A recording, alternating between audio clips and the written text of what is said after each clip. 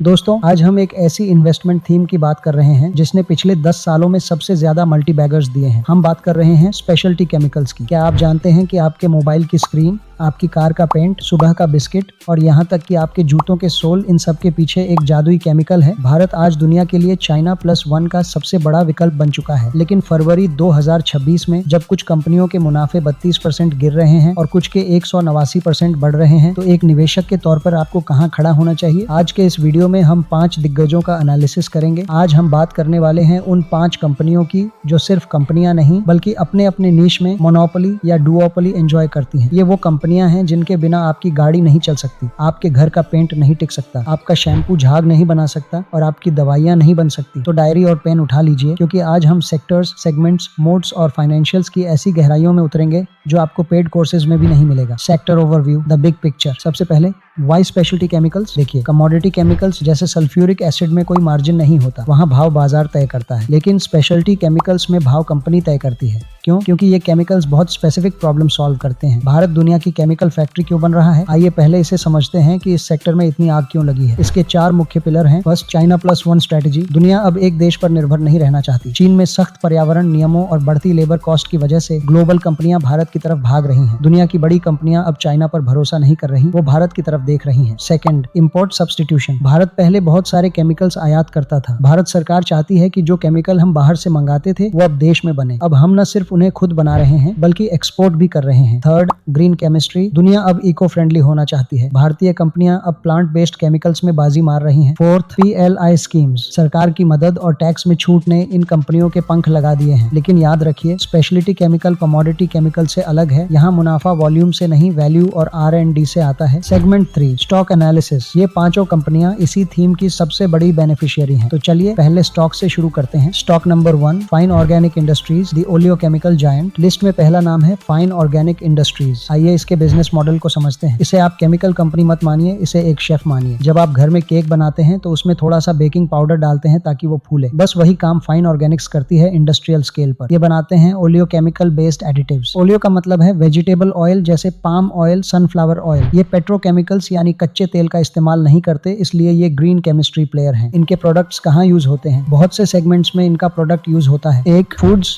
Bread को soft रखने के लिए, आइसक्रीम में क्रिस्टल न जमे इसके लिए। 2, प्लास्टिक्स, प्लास्टिक की थैली को स्मूथ बनाने के लिए ताकि वो मशीन में न फंसे। 3, कॉस्मेटिक्स, क्रीम को स्किन पर एब्जॉर्ब कराने के लिए। इस कंपनी की मोट यानी ताकत क्या है? इनका असली मोट इनकी R&D है। ये एमल्सिफायर्स बनाते हैं जो बिस्किट्स को टूटने से बचाते हैं और चॉकलेट को स्मूथ रखते हैं। भारत में सेगमेंट में इनका कोई बड़ा कॉम्पिटिटर नहीं है। आप सोचेंगे कि सब्जी के तेल से केमिकल बनाना तो आसान है। जी नहीं, इनके 450+ प्रोडक्ट्स हैं। एक ग्राहक जैसे कोका कोला या ब्रिटानिया को अगर अपना सप्लायर बदलना है तो उसे 2-3 साल लग जाते हैं टेस्टिंग और अप्रूवल में, क्योंकि अगर एडिटिव खराब निकला तो करोड़ों का पूरा बैच खराब हो जाएगा। इसलिए क्लाइंट्स फाइन ऑर्गेनिक्स को छोड़कर कहीं नहीं जाते। इनका क्लाइंट रिटेंशन रेट बहुत हाई है। चलिए फ्यूचर आउटलुक्स को समझते हैं। 2026 में इनके लिए क्या बदल रहा है? पहला, SEZ एक्सपेंशन। ये अपनी कैपेसिटी बढ़ा रहे हैं एक नए SEZ यानी स्पेशल इकोनॉमिक जोन में। इससे इनके एक्सपोर्ट मार्जिन ग्रो करेंगे क्योंकि टैक्स बेनिफिट मिलेगा। दूसरा, US सब्सिडियरी। इन्होंने अमेरिका में फाइन ऑर्गेनिक्स अमेरिकाज LLC नाम से अपनी मैन्युफैक्चरिंग शुरू कर दी है। पहले ये इंडिया से माल भेजते थे, अब ये वहीं बनाएंगे और बेचेंगे। इससे लॉजिस्टिक्स कॉस्ट बचेगा। तीसरा, राइजिंग हेल्थ अवेयरनेस। दुनिया अब पेट्रोकेमिकल्स यानी हानिकारक से हटकर बायो बेस्ड केमिकल्स की तरफ जा रही है। फाइन ऑर्गेनिक्स पहले दिन से ही बायो बेस्ड है। द रिस्क, खतरा क्या है? रिस्क है रॉ मटेरियल प्राइसेस। इनका कच्चा माल है वेजिटेबल ऑयल्स। अगर पाम ऑयल के दाम बढ़ते हैं, जैसे इंडोनेशिया बैन लगा दे या फसल खराब हो, तो इनके मार्जिन पर प्रेशर आ जाता है। हालांकि इनके पास पास थ्रू मैकेनिज्म है, मतलब ये बढ़ी हुई कीमत अपने ग्राहकों पर डाल देते हैं, लेकिन इसमें 3 से 6 महीने का समय लगता है। फरवरी 2026 के ताजा नतीजे थोड़े कमजोर रहे हैं। मुनाफा 32% के आसपास गिरा है। चिंता की बात यह है कि इनका सेल्स और प्रॉफिट पिछले 2 सालों से गिर रहा है। अच्छी बात है कि कंपनी आज भी डेट फ्री है। अगर आप एक सुरक्षित और कैश रिच कंपनी ढूंढ रहे हैं तो फाइन ऑर्गेनिक लंबी अवधि के लिए एक डायमंड है। चलिए कंपनी के बेसिक डिटेल्स पर नजर मार लेते हैं। कंपनी का मार्केट कैप 13,561 करोड़ रुपए के आसपास है, यानी एक स्मॉल कैप कंपनी है। करंट प्राइस लगभग 4,423 रुपए है। 52 वीक हाई 5,494 और 52 वीक लो 3,355 रुपए है, यानी कंपनी अपने 52 वीक हाई से लगभग 24% नीचे मिल रहा है। स्टॉक का PE 34.6 है, जबकि इंडस्ट्री का PE 29 के आसपास है, यानी स्टॉक अपने इंडस्ट्री के मुकाबले थोड़ा महंगे दाम पर मिल रहा है। ROCE 26.4% और ROE 19.5% है। रिटर्न का ये दोनों ही नंबर ठीक है। पिछले 3 साल की सेल्स ग्रोथ देखें तो 7% CAGR के हिसाब से बढ़ा है, वही प्रॉफिट 17% के CAGR से ग्रो हुई है। यानी पिछले 3 साल का प्रॉफिट ग्रोथ और सेल्स ग्रोथ बहुत ही पुअर रहा है। सितंबर 2025 में कंपनी की कुल उधारी 16 करोड़ था, जिसके मुकाबले कंपनी के पास 2462 करोड़ रुपए का कैश रिजर्व है। यानी कंपनी के पास रिजर्व के मुकाबले उधारी नेग्लिजिबल है। आइए इसके शेयर होल्डिंग पैटर्न को देख लेते हैं। प्रमोटर के पास लगभग 75% की स्ट्रॉन्ग होल्डिंग है, यानी प्रमोटर्स को कंपनी पर जबरदस्त भरोसा है। विदेशी निवेशकों के पास 4.43% और DII के पास लगभग 11.8% की होल्डिंग है। पब्लिक ने 8.78% की होल्डिंग ले रखी है, यानी कंपनी की शेयर होल्डिंग पैटर्न बहुत ही मजबूत है। Stock number 2,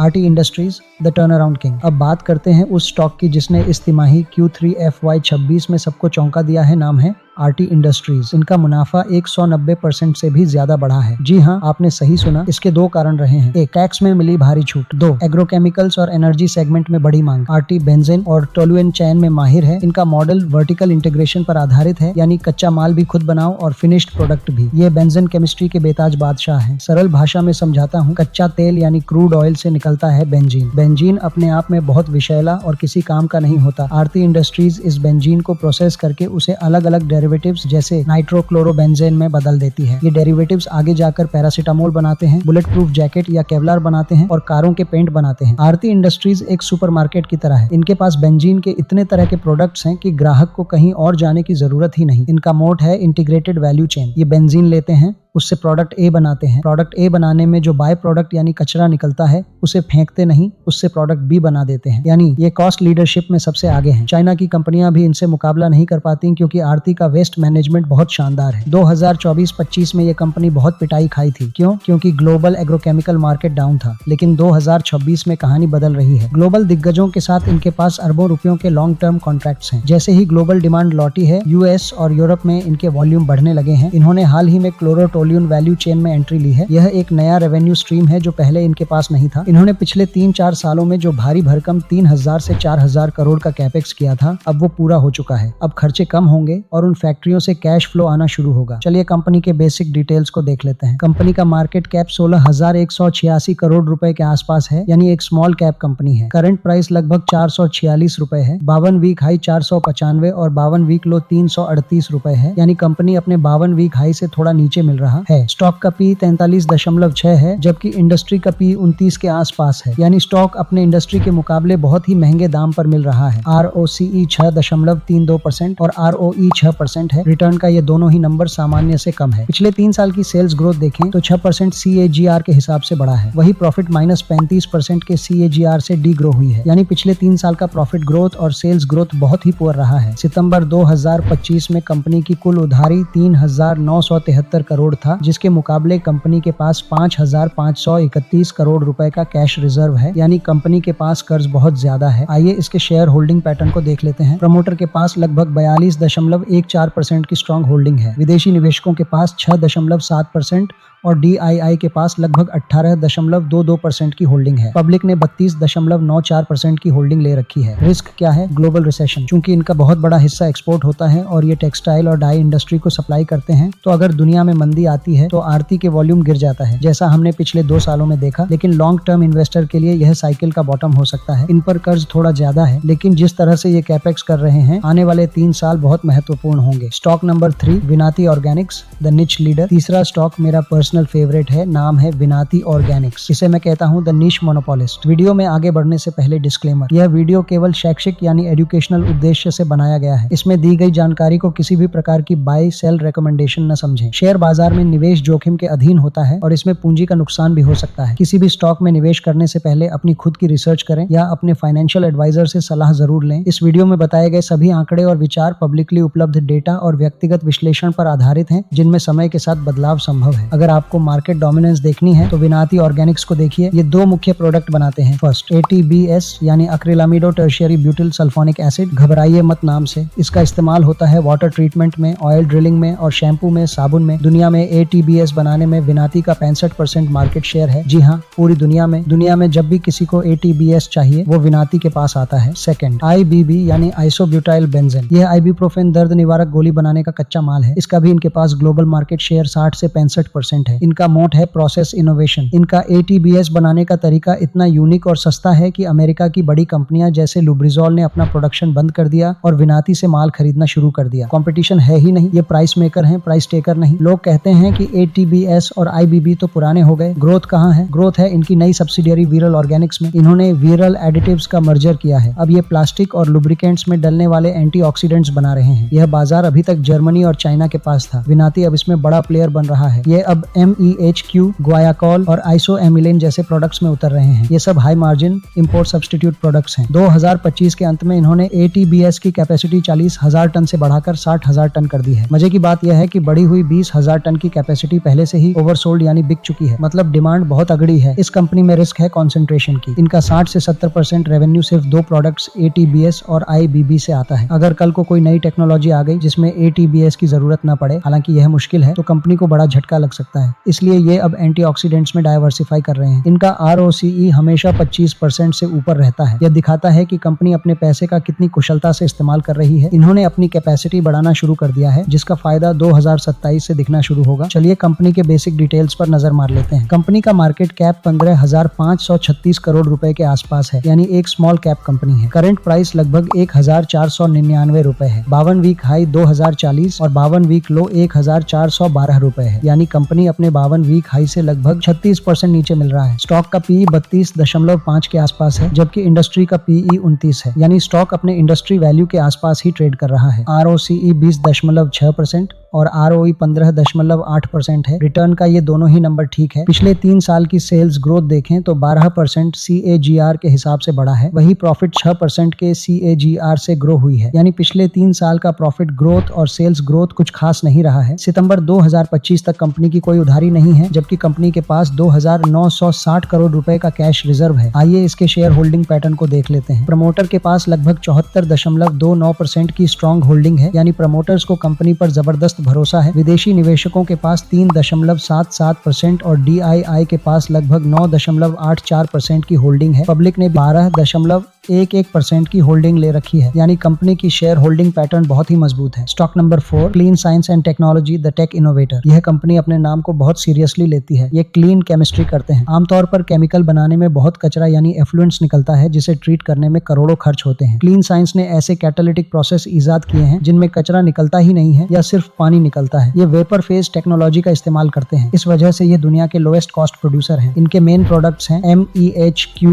BHA, anisole. ये वही प्रोडक्ट्स हैं जिनमें विनाती भी एंटर कर रहा है, तो यहाँ एक टक्कर देखने को मिलेगी। इनका मोट है प्रॉफिट मार्जिन्स। जहाँ दूसरी केमिकल कंपनियों का एबिटा मार्जिन 15-20% होता है, क्लीन साइंस का मार्जिन 40 से 45% रहता है। यह अनबिलीवेबल है। इनके पास अपनी मशीनरी खुद डिजाइन करने की काबिलियत है, जो इन्हें बाकियों से अलग बनाती है। फरवरी 2026 में इन्होंने हाइड्रोक्विनोन का बड़ा प्लांट शुरू किया है। यह अब तक भारत में इम्पोर्ट होता था, अब क्लीन साइंस इसे ग्लोबली सप्लाई करेगी। ये कंपनी एसेट लाइट है। 2026 में इस कंपनी का सबसे बड़ा ट्रिगर है HALS यानी हिंडर्ड अमीन लाइट स्टेबलाइजर्स। HALS वो केमिकल है जो प्लास्टिक और पेंट को धूप यानी UV रेज से खराब होने से बचाता है। आपकी पानी की टंकी धूप में पड़ी पड़ी खराब क्यों नहीं होती? HALS की वजह से। अभी तक HALS का पूरा मार्केट BASF जर्मनी और साबो इटली के पास था। क्लीन साइंस भारत की पहली कंपनी है जिसने HALS सीरीज 701, 770, 944 बनाना शुरू किया है। मैनेजमेंट का गाइडेंस है कि FY26 में ये 4,500 टन HALS बेचेंगे।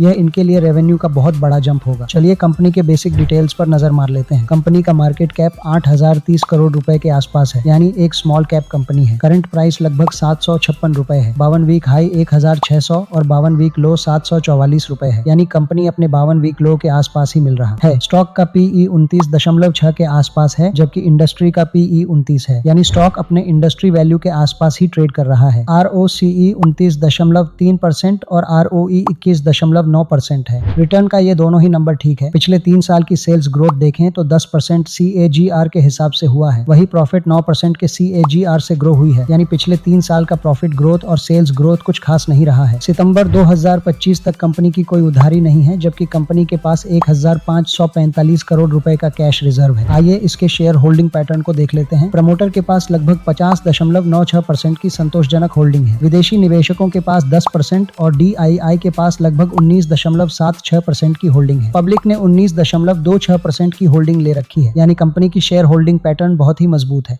स्टॉक नंबर 5 नियोजन केमिकल्स द ईवी प्ले। आखिरी स्टॉक है नियोगन केमिकल्स। यह इस लिस्ट का सबसे छोटा लेकिन सबसे अग्रेसिव स्टॉक है। नियोगन अब सिर्फ एक केमिकल कंपनी नहीं रही, यह एक ईवी यानी इलेक्ट्रिक व्हीकल प्ले बन चुकी है। ये बैटरी में इस्तेमाल होने वाले इलेक्ट्रोलाइट साल्ट्स बना रहे हैं। यह कंपनी 2 हिस्सों में बनती है। First, legacy business bromine based compounds यानी पुराना स्टेबल धंधा। Second, future business lithium based battery chemicals यानी नया हाई ग्रोथ धंधा। नियोजन केमिकल्स के पास ब्रोमीन और लिथियम केमिस्ट्री का 30 साल पुराना अनुभव है और यही अनुभव अब इनके काम आ रहा है ईवी रेवोल्यूशन में। इनका मोट है technical expertise in lithium. Lithium को हैंडल करना आसान नहीं है, ये मॉइस्चर के संपर्क में आते ही धमाका कर सकता है। नियोगन दशकों से लिथियम को हैंडल कर रहा है। जब भारत में ईवी बैटरी बनाने की बात आई तो नियोगन सबसे आगे खड़ा था इलेक्ट्रोलाइट बनाने के लिए। 2026 में नियोजन सिर्फ एक केमिकल कंपनी नहीं बल्कि एक ईवी प्रॉक्सी प्ले बन गई है। इन्होंने जापान की company mu ionic solutions MUIS के साथ जॉइंट वेंचर किया है। MUIS दुनिया में इलेक्ट्रोलाइट टेक्नोलॉजी का लीडर है। इनका ग्रीनफील्ड इलेक्ट्रोलाइट प्लांट दहेज में बनकर तैयार हो रहा है। भारत में जो भी कंपनियां जैसे ओला, रिलायंस, एक्साइड बैटरी बनाएंगी उन्हें इलेक्ट्रोलाइट चाहिए और नियोगन उनके लिए सबसे भरोसेमंद सप्लायर होगा क्योंकि उनके पास जापानी टेक्नोलॉजी है। मैनेजमेंट का कहना है कि FY27 तक इनका बैटरी केमिकल रेवेन्यू इनके पुराने पूरे रेवेन्यू से भी बड़ा हो सकता है। चलिए कंपनी के बेसिक डिटेल्स पर नजर मार लेते हैं। कंपनी का मार्केट कैप 3,394 करोड़ रुपए के आसपास है, यानी एक micro to small cap company है। करंट प्राइस लगभग 1,286 रुपए है। 52 वीक हाई 1,926 और 52 वीक लो 967 रुपए है, यानी कंपनी अपने 52 वीक हाई से लगभग 50% नीचे के भाव पर मिल रहा है। स्टॉक का PE 128 के आसपास है, जबकि इंडस्ट्री का PE 29 है, यानी स्टॉक अपने इंडस्ट्री वैल्यू से कई गुना अधिक वैल्यूएशन पर ट्रेड कर रहा है। ROCE 8.82% और ROE 5.59% है। रिटर्न का ये दोनों ही नंबर बहुत कमजोर है। पिछले 3 साल की सेल्स ग्रोथ देखें तो 17% CAGR के हिसाब से ग्रो हुआ है, वही प्रॉफिट में गिरावट हुई है, यानी पिछले 3 साल का प्रॉफिट ग्रोथ और सेल्स ग्रोथ कुछ खास नहीं रहा है। सितंबर 2025 तक कंपनी की कुल उधारी 1,132 है, जबकि कंपनी के पास 773 करोड़ रुपए का रिजर्व है।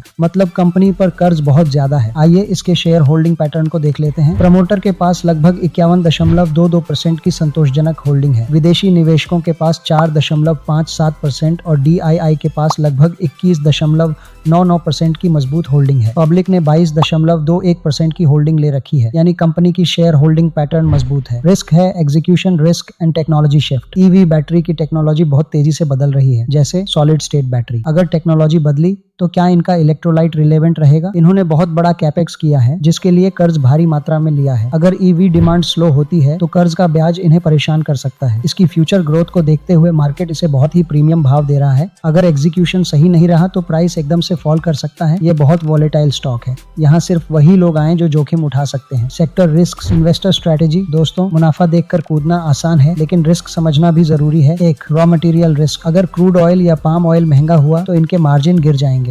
2. Global slow down. अगर अमेरिका और यूरोप में मंदी आई तो एक्सपोर्ट कम हो जाएगा। चलिए फटाफट वीडियो को समराइज कर लेते हैं। फर्स्ट, फाइन ऑर्गेनिक, सुरक्षित और ग्रीन दाम। अगर आप एक रिस्क अवर्स कम जोखिम लेने वाले निवेशक हैं तो यह कंपनी आपके लिए है। डेट फ्री स्टेटस और ग्रीन केमिस्ट्री इसे लंबी अवधि के लिए एक सुरक्षित डायमंड बनाती है। सेकंड, आरती इंडस्ट्रीज, टर्न अराउंड की उम्मीद। यह उन लोगों के लिए है जो रिकवरी प्ले में विश्वास रखते हैं। हालांकि कर्ज और वैल्यूएशन एक चिंता है, लेकिन 190% की प्रॉफिट ग्रोथ और भारी कैपेक्स भविष्य में बड़ा धमाका कर सकते हैं। थर्ड, विनाती ऑर्गेनिक्स, ग्लोबल लीडर। अगर आपको मोनोपोली पसंद है तो विनाती से बेहतर कुछ नहीं। ATBS में 65% ग्लोबल मार्केट शेयर इसे एक कैश मशीन बनाता है जो अब एंटीऑक्सीडेंट्स में अपनी दूसरी पारी शुरू कर रही है। फोर्थ, क्लीन साइंस, मार्जिन का जादूगर। यह कंपनी एफिशिएंसी की मिसाल है। 40% से ज्यादा का एबिटा मार्जिन और HALS जैसे नए प्रोडक्ट्स इसे ग्रोथ का एक पावर हाउस बनाते हैं। फिफ्थ, नियोजन केमिकल्स, EV का भविष्य। यह सबसे high risk high reward stock है। अगर आप भारत की EV क्रांति यानी इलेक्ट्रिक व्हीकल्स पर दाम लगाना चाहते हैं तो नियोजन आपकी रडार पर होना चाहिए, बशर्ते आप इसकी अस्थिरता यानी वॉलेटिलिटी झेल सकें। Strategy, first, diversify. अपना सारा पैसा एक ही केमिकल स्टॉक में न डालें, कम से कम 2-3 अलग अलग सेगमेंट की कंपनियां चुनें। सेकंड, SIP मोड, क्योंकि ये स्मॉल और मिड कैप हैं, इनमें उतार चढ़ाव बहुत होगा, इसलिए हर महीने थोड़ा थोड़ा निवेश करें। Third, ROCE and debt. हमेशा चेक करें कि कंपनी पर कर्ज कम हो और return on capital employed ROCE 15% से ज्यादा हो। तो दोस्तों, यह था स्पेशलिटी केमिकल सेक्टर का एक विस्तृत विश्लेषण। याद रखिए, सही सोच, सही निवेश, मजबूत भविष्य। अगर आपको मेरी यह मेहनत पसंद आई तो इस वीडियो को कम से कम 5 दोस्तों के साथ शेयर करें। कमेंट्स में बताएं कि किस स्टॉक पर डिटेल चाहिए। अगली वीडियो में हम उसी स्टॉक का डिटेल रिसर्च करेंगे। मिलते हैं अगले वीडियो में। तब तक सीखते रहें, क्योंकि सीखना बंद तो जीतना बंद। जय